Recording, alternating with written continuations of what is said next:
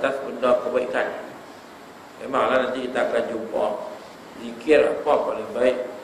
Zikir sendiri-sendiri lah paling baik. Zikir tak angkat suara, zikir perlahan itu paling baik. Tapi pasal apa kita kena buat ramai-ramai? Pasal dalil dia ni. Apa pasal dalil dia? Apa nak mengajak orang, pasal nak bertujuan untuk membimbing makmum untuk melazimi zikir-zikir sunnah yang diajarkan oleh Nabi. Kalau seorang kalau kita pakai lepas bayang, kita tak tutup guru kita lu tak latih supaya zikir ramai-ramai, pakai la ni pakai bakit cuih habis itu lah. Pakai tapi tu tak dia tu. Maka yang atas kiranya imam secara perlahan. Tu, yang ada dalam ini kita akan jumpa. Kita sentuh tahun ni. Kiranya imam berzikir secara perlahan. Maka kita akan dapat perhatikan para makmum akan beredar daripada tempat solat tanpa berzikir. Ya. Kalau kita balah hak cabut-cabut juga, kita duduk berzikir. Dia pun hak lari cabut-cabut juga. Ada tak zikir. Tapi dia dah, kalau lah ikut imam ni, semua jatuh. Semua lepas bayar pakai tengah zikir ni. Maka kita akan perhatikan makmum akan beredar di tempat solat tanpa berzikir atau berzikir dengan sikitnya. Tak ada nak sebut subhanallah tiap-tiap kali ke, alhamdulillah Allah akbar tiap-tiap kali ke. Sedangkan yang itu adalah sunnah. Maka justru perbuatan menyaring zikir akan mengajak makmum untuk meneruskan dan menghabiskan zikir-zikir sunnah. Maka bab ini ulama kata termasuk dalam at-ta'awanu 'alal birri wat taqwa. Dalam bab agama ni suruh bertolong-tolong dalam perkara kebajikan dan takwa. Lepas tu macam kita dalil kata tahlil itu sampai. Yang pendapat kita tak sampai tu wa alaysa lil insan illa ma sa'.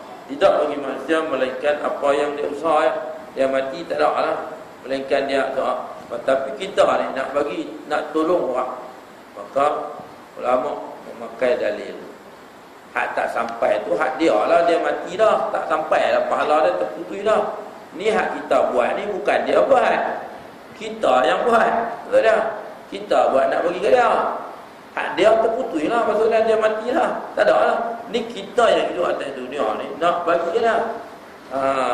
Maka atas konsep wa ta'awanu 'alal birri wat taqwa. Hadiah pahala kita nak bagi ke dia. Tak boleh ke? Jadi sebab itu ni timbullah ni pasal dari luar ni timbul isu ni lah. Tengok Kazim Aliyah pun tak boleh ceramah di polis lah. Jadi macam tu kan. Timbul itu kan tak. Dia akan jadi mana dia besar, jadi pun besar lah. Akhirnya bermasa muka tu lah kan. Baik. Jadi tengok ada tu dalil lagi. An Ibn Abbas radhiyallahu anhu qala. Satu hadis daripada Abdullah bin Abbas. Hadis ini diriwayatkan dari Sahih Bukhari. Bukan dia hadis biasa ni. Hadis 88 di Sahih Bukhari disebut pula bab zikir ba'da solat. Ada bilangan lah apa semua ni. Ulama tolong cari kita cuma baca. Baik. Jadi An Ibn Abbas radhiyallahu anhu qala dia Ibn Abdullah bin Abbas radhiyallahu anhu dia kata kuntu a'raful khuda' salatin Nabi sallallahu alaihi wasallam. Kami mengetahui bahawa Nabi selesai sembahyanglah. Jadi bila bil takbir, dengan ucapan takbir, maksudnya yang dibuat secara nyari lah, maksudnya ramai-ramai yang berzikir Allah Akbar Allah. Kami tahu kata tu habis dah sembahyang. Itu dalilnya kan. Kita balik tu. Baik, jadi kaedah kata balik berpaling ke arah kiri. Jadi boleh tak boleh berimam paling kiri. Sebab tengok kata Abdullah bin Mas'ud kata janganlah seorang daripada kamu itu bagi ruang langsung kat syaitan untuk masuk dalam menyelit di celah-celahnya. Sebab antaranya syaitan akan kata dia dah bersungguhlah di atas benda ni. Maksudnya bila selesai sembahyang, pusing kanan saja. Tu. Tapi Nabi takut lagi dia pusing kanan saja. Maka kata Abdullah bin Mas'ud, "Aktsaru ma ra'aitu Rasulullah sallallahu alaihi wasallam yansarifu an shimali." Aku melihat banyak juga aku lihat Rasulullah sallallahu alaihi wasallam berpusing ke sebelah kirinya. Jadi makna ada orang sini pun boleh menghadap Nabi, orang sini boleh menghadap Nabi, boleh Nabi pusing menghadap ke semua sekali, ataupun Nabi tak pusing dan tu menghadap terus. Padahal lagi Nabi nak pusing balik, nak mengajar, nak kuliah apakah. Jadi mana dia bang? Kaedah mana apa betul? Pusing kok mana apa betul? Imam Nawawi memberikan ulasan berkenaan adik-adik tersebut dengan katanya. Adik-adik yang kata boleh pusing ke depan, boleh menghadap depan saja, boleh pusing kanan, boleh pusing kiri. Kata Imam Nawawi. Imam Nawawi ni siapa? Imam Nawawi ni penulis kitab Al-Azkar, Matan Arba'in. Imam Nawawi tu apa kitab fiqh dia, Syarhul Mu'azzab.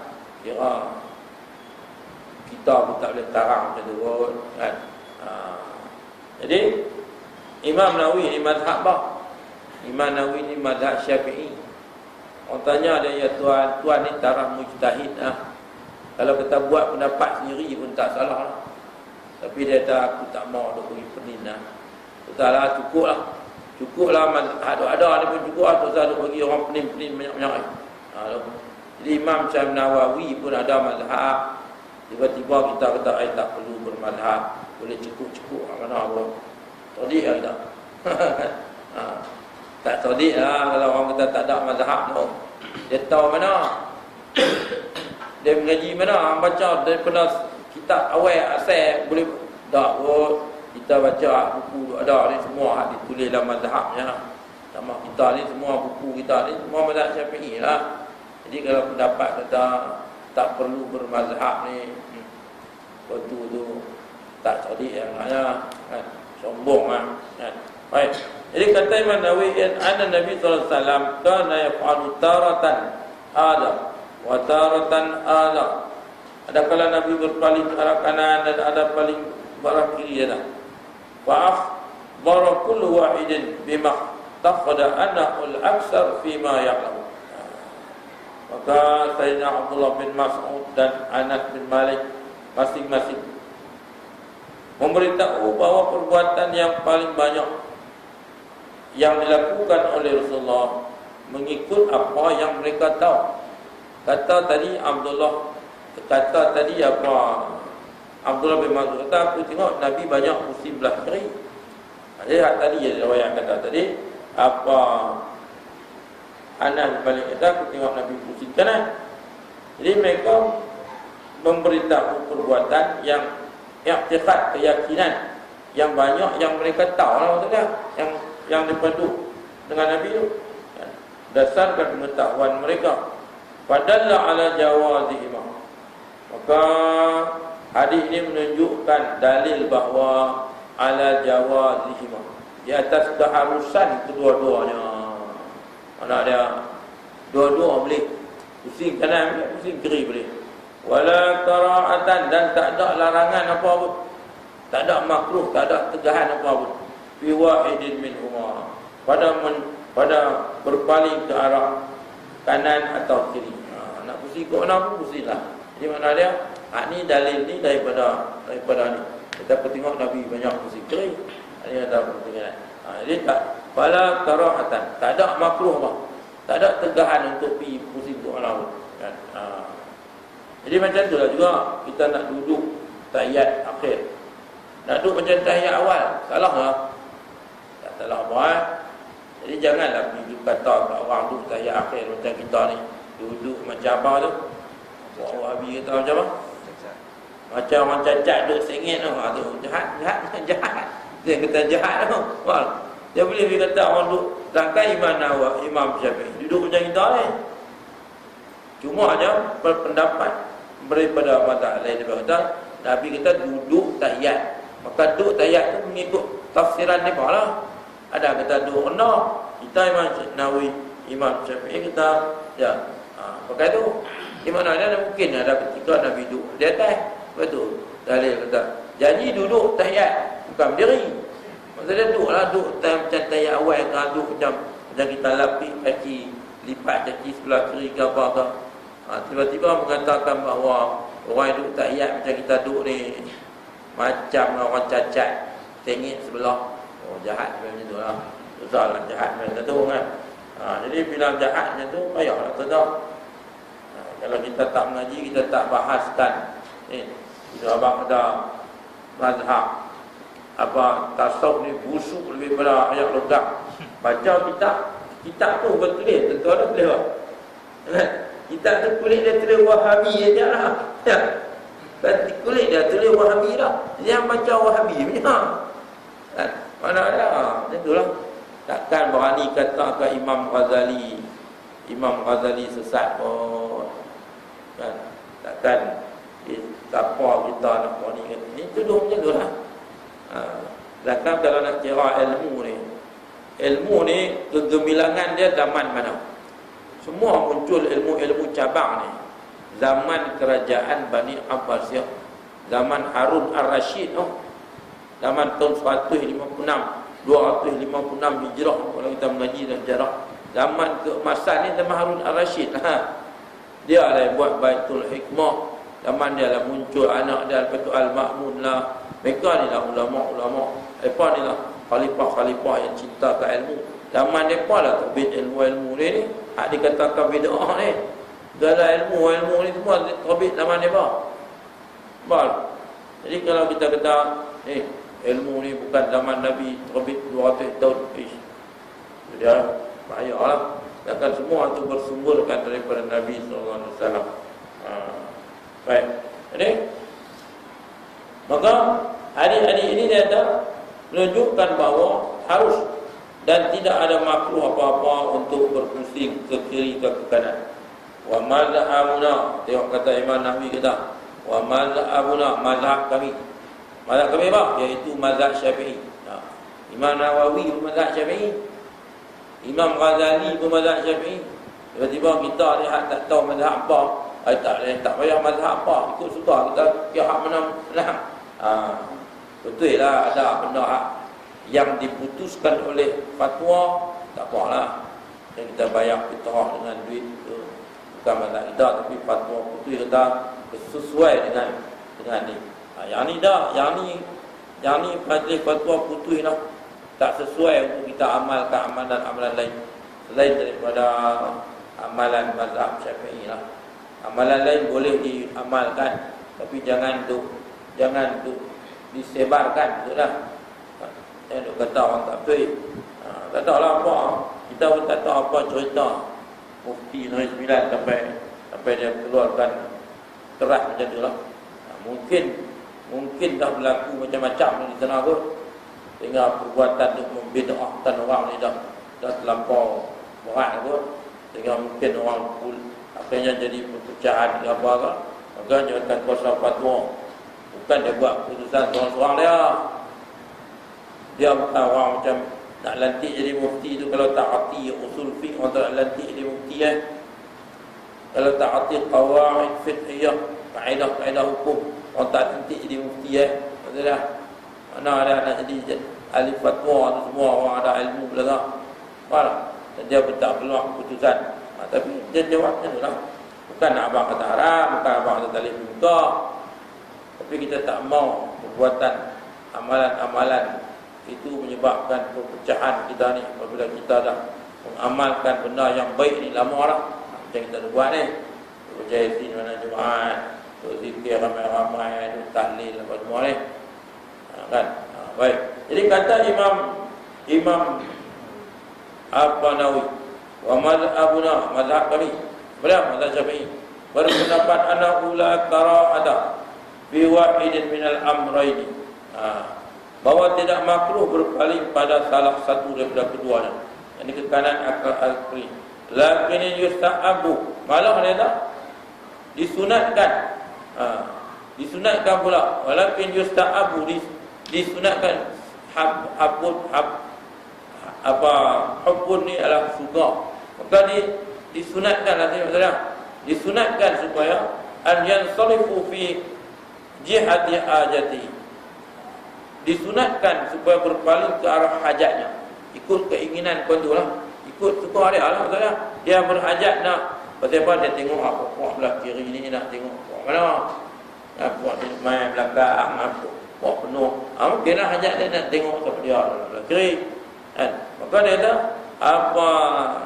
sama ada ke kanan supaya berpaling ke arah hajatnya. Dia kata sawaun kanan an yaminihi aw shimali, sama ada dia nak pusing kanan atau dia nak pusing kiri. Fa in istawal jihatan, maka dia kata kalau tidak ada hajat, maknanya dia tak ada rasa nak pusing ke mana, kiri kanan ke mana, maka mana dia tak? Fa in istawal jihatani fil ajati wa adamiha fal yaminu afdal. Kalau dia tak ada hajat nak pusing kanan ke pusing kiri ke, dia rasa nak pusing, maka kalau itu dia kata kananlah paling afdal. Kenapa? Li'umumil hadis, berdasarkan kepada keumuman hadis itu. Umum hadis-hadis yang menyebutkan tentang apa? Hadisun musarrihati bi fadlil yamin. Hadis-hadis yang selalu cerita kelebihan kanan itu dalam bab fi babil makarimi, bab kemuliaan, bab akhlak wa nahwiha dan sebagainya. Jadi kalau dia tak ada tujuan apa, jadi dia pusing kanan lagi baiklah. Tapi kalau dia tujuan dia nak tengok apa belah kiri ni kan, selalunya orang hak kiri ni hak main belakang, imam pun mengajar kan apa, tak apalah, bukan nak dosa apa. Okey. Jadi itu dalil dia. Mana dia? 3 dah kita mengaji tadi. Ngadap depan terus, pusing kanan, pusing kiri. Ketiga-tiga itu ada dalilnya. Yang keempat dia berterusan menghadap muka ke arah kiblat. Dia tak pusing mana lah. Dia zikir menghadap sana terus je. Tenang. Tak apa tengok apa. Kan? Boleh kata boleh. Maka bagi imam yang ingin berzikir secara ringkas, iaitu berzikir lebih ringkas daripada zikir-zikir sunnah yang dianjurkan selepas solat fardu dan tidak memerlukan masa yang panjang. Ya sebenarnya Jumaat tu tak mesti dah, sebab nak sebut Al-Fatihah pusing kan, betul tak? Itu macam kita majlis kita tak zikir panjang-panjang. Walaupun ada dalil bahawa lepas sembahyang Fatihah 7 kali qul huwallahu, 7 kali Al-Falaq, 7 kali An-Nas, 7 kali. Majlis kita kalau duk baca itu cerah habis kampung tak apa lah, lepas tak kerja apa. Jadi kita orang nak masuk kerja, orang nak apa, jadi mana ada kita zikir betul astagfirullah, betul Allahumma antas salam, kemudian Al-Fatihah. Dua kan. Maka dia kata kalau imam yang ingin berzikir secara ringkas ya, mungkin sembahyang asar apa Isya ke, lebih ringkas daripada zikir-zikir sunnah yang dianjurkan. Dia tak baca 3 kali, tak baca lah tu. Selepas solat fardu dan tidak memerlukan masa yang lama, maka yang paling afdalnya adalah imam berterusan menghadap kiblat hingga selesai berdoa. Maka dalilnya apa? Karena arah kiblat merupakan arah yang paling baik ketika berdoa. Paling baik doa ni menghadap kiblat lah. Tapi kita menghadap tak kiblat ni tak baik lah. Sedangkan ainama pakai dalil pula tu, sebab tu kata dalil macam-macam pula dah. Cuma ikut tafsiran mazhab lah. Allah kata ainama tuwallu fasamma wajhullah. Aku simpilah mana pun, ke mana saja kamu boleh, di situ ada rupa Tuhan. Sudah Allah ni aku simpi ke mana pun. Sebab itu apabila Hajjaj bin Yusuf As-Saqafi dia nak hina Sa'id bin Jubair wali Allah, orang terakhir dia bunuh, dia sembangkan muka ke bawah. Dia suruh Al-Gojo dia ni sembang muka bawah supaya dia tak boleh menghadap ke lagi. Jadi Sa'id bin Jubair baca ainama tuwallu fasamma wajhullah. Hang pusing bila aku mana pun, di mana hang hang bagi muka tersemam ke bumi pun Allah tahu pula. Fasam ainama tuwalu fasam wajhullah. Di mana kan hukum mana aku ada rupa apa Allah maksudnya tu Sa'id bin Jubair. Jadi orang yang terakhir dia bunuh Sa'id bin Jubair. Lepas tu Hajjaj mati gila kan. Cerita yang benar dalam sejarah. Kemudian diulang balik cerita tu tahun 1924 apabila Mustafa Kamal merampas menjatuhkan Khalifah Utsmaniyah Turki. Tengok Tuhan dihina dia bila dia mati macam mana. Bumi tak terima. Sejarah membuktikan orang jangan duk zalim ke orang, jangan duk hina agama. Mustafa Kamal mati orang kamu orang petak atas bukit kamu dengan batu kan. Korek bumi tak mau. Bumi tendang. Tak tahu. Maksudnya macam tu. Jadi dia kebumikan dalam atas bukit atas macam tu lah. Kemudian tutup, ambil batu tutup lah. Kubur lah gitu lah. Bumi tak tahu. Jadi dulu Hajjaj pernah buat kat Sa'id bin Jubair, dia mati dengan gila. Bahkan dia samsing lah. Ada cerita tu nanti saya bawa kitab tu. Apa penghinaan yang Sa'id bin Jubair. Ada dalam kitab La Tahzan. Dr. Abdullah Al-Qarni ada kitab. Apa dia katakan Sa'id, dia hina Sa'id hang ni anak. Macam-macam lah. Tu akhirnya dia mati gila tu. Jadi jangan kita pun tak mau kat Islam macam mana pun, jangan duk pemain, jangan duk bersendakan agama. Marah kat orang macam mana pun jangan duk hina. Akhirnya tengok apa jadi. Dan hari ini tengok apa jadi. Turki yang dulu ni nak jadi barat, dah ni jadi Islam kan. Nampak? Masjid Hagia Sophia yang dulu dah ditukar jadi museum, ditukar balik jadi masjid balik. Nampak? Hebatlah dah. Maksudnya Islam di Turki lagi hebat lah daripada kita. Baik. Walaupun kekangan daripada dulu dahsyatlah sebab Mustafa Kamal atas tu buang habis. Tudung tak boleh pakai, orang lelaki kena pakai topi. Quran tak boleh dibawa, terbang tak boleh, kena tukar bahasa, tukar bahasa Turki. Tapi hari ini tengok apa jadi. Kata apa? Kita yakin bahawa Allah kata inna nahnu nazzalna dzikra wa inna lahu lahafizun.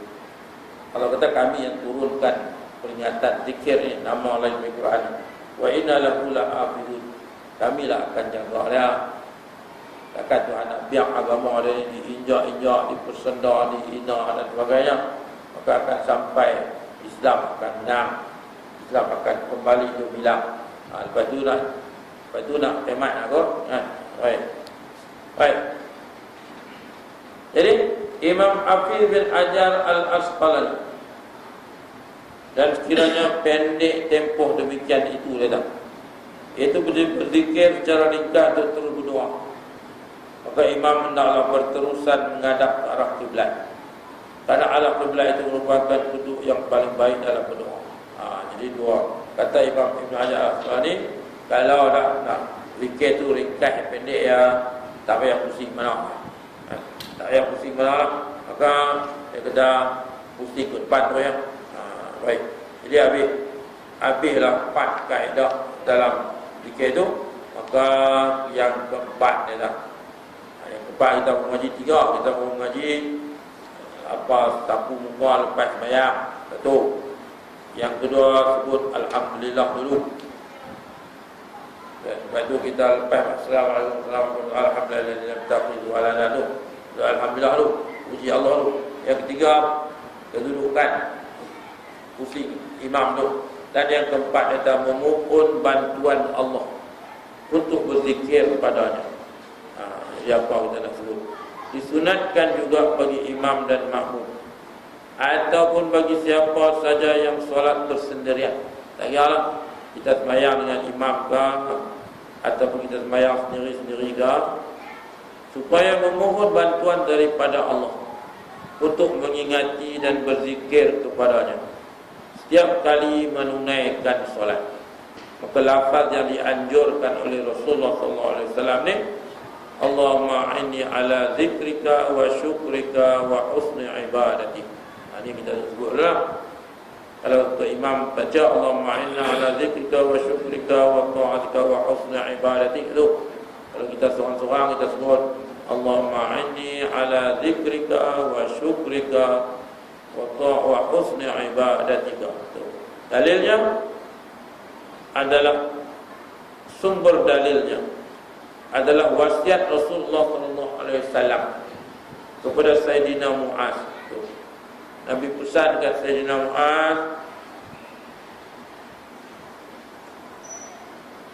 supaya tidak sekali-kali meninggalkan doa ini.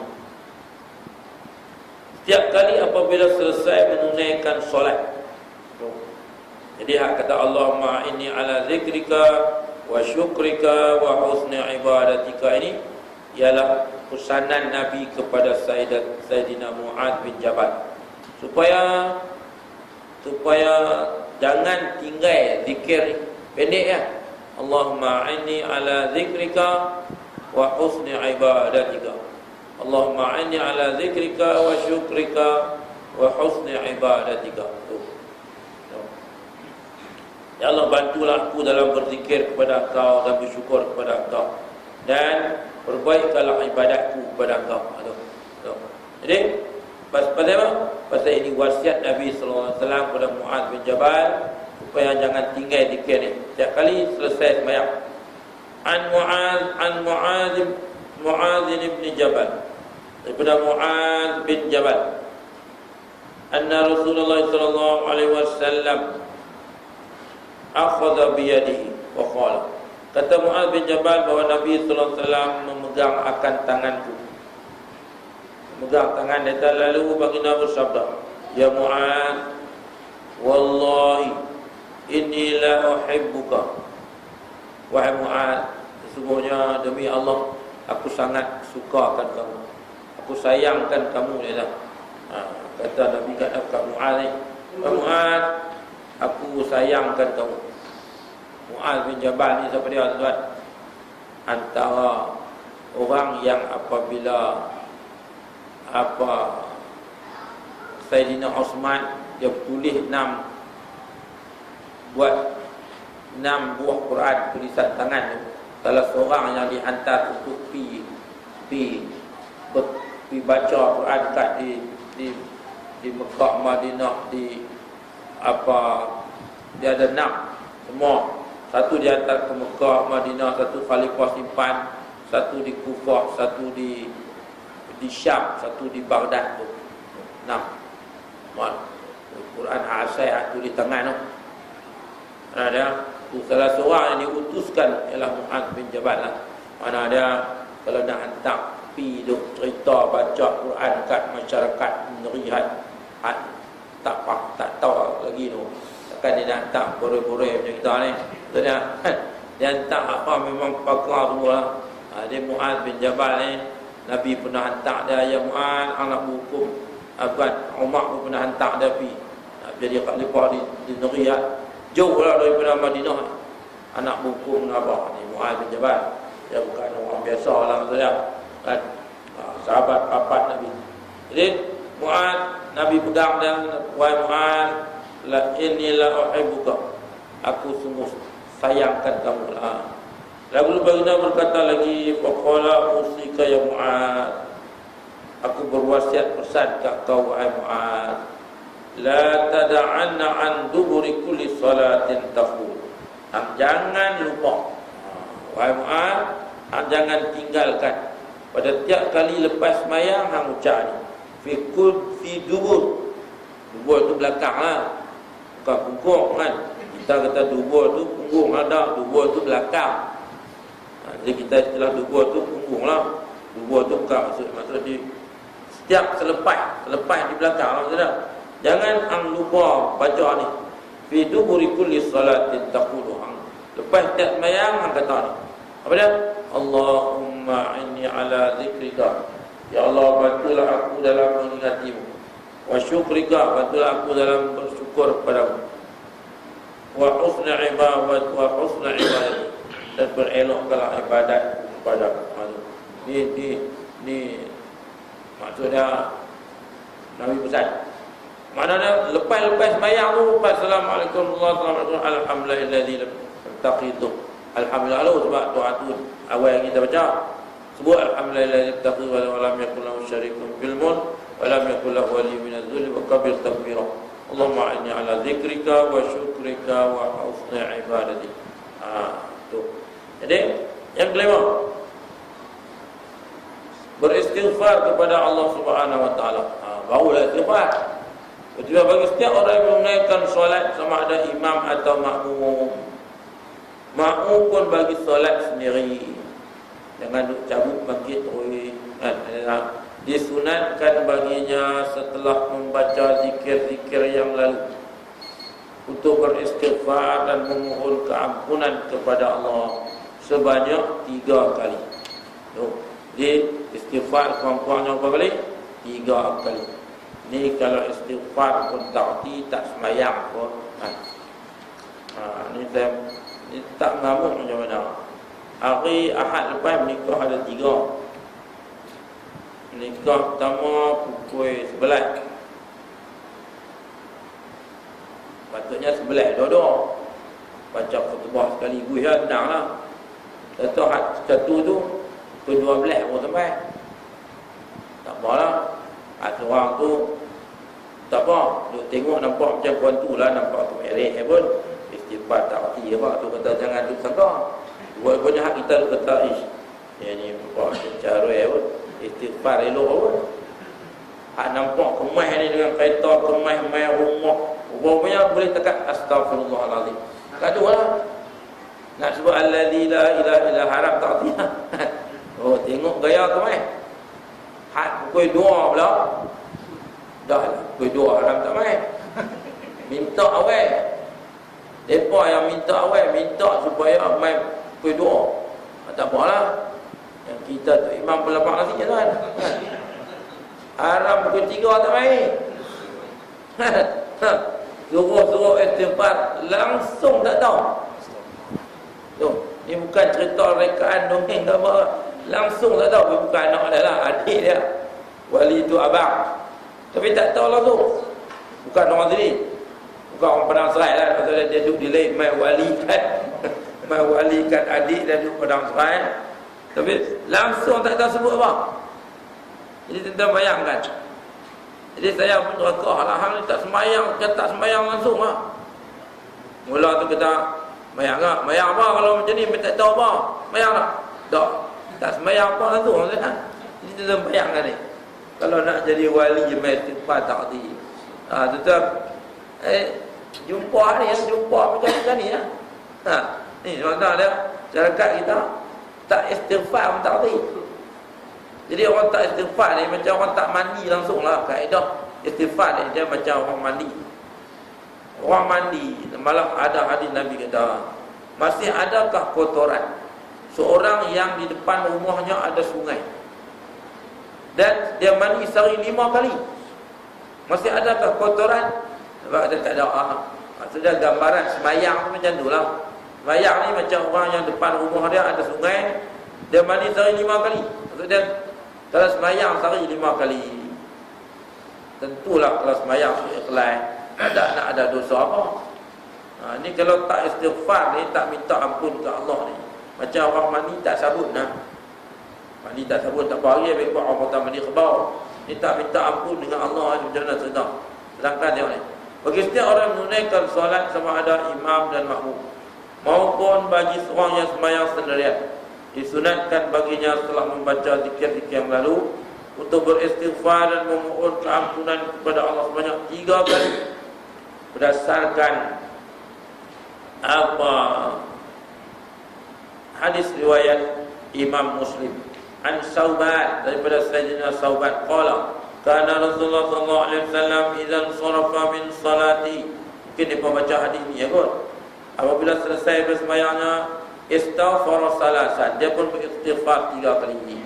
Dia pun kata astagfirullah, astagfirullah, astagfirullah. Ya ni ya. Saya berkata, main jauh ni takkan istighfar tu lah.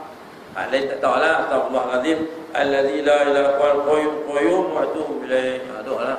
Boleh ke doa lah. Tapi dia boleh kat sebut istighfar nak mula tu. Ni hak tiga ni tak tahu apa, tak boleh sebut apa tu. Oh, dah tak boleh fikir apa. Ni dia kata saya tak mau menikah kalau macam ni. Angkat nikah sendiri yang senang ni. Tak apalah, saya tak duduk istighfar apa. Takkan orang main jauh-jauh nak pergi malu orang ke. Ajak bila tu nasib baiklah kata saya tak mengamuk macam dulu lah. Saya tak suruh depan orang ramai lah ni. Jadi tentang orang fikir pun letak tiba atau kita berdoa. Saya belecak. Orang lain tak tahu. Tu masuk dalam bilik tu, belecak kata habis apa pun. Kita ya. Kalau dulu gempak dulu ni, gempak depan orang ramai. Jadi kita tahu tak lepas marah. Jadi kurang-kurangnya orang lain ready lah juga kan. Ni pasal dia main wali dan adik dia dalam luar. Tak tahu apa. Dia tak tahu satu imam nama cengeng apa kan. Arab tak tahu apa. Saya bayangkan. Jadi kena ajak lah. Lama lah juga. Tak bagi boleh. Tu. Adik. Nabi kata apabila idzal sarafa min salati istaghfara salasan. Maka beristighfarlah 3 kali. Wa qala, batu baru kata Allahumma antas salam wa minkas salam. Tabarakta ya dzal jalali wal ikram. Baik. Kita dia tu. Dia terima tu lebih banyak saya nak kuat. Jadi itu terang. Baik, jangan cari tu. Baik. Jadi kita berhenti dekat lawan, jangan tanya apa lagi. Pak, Nafiah, dalam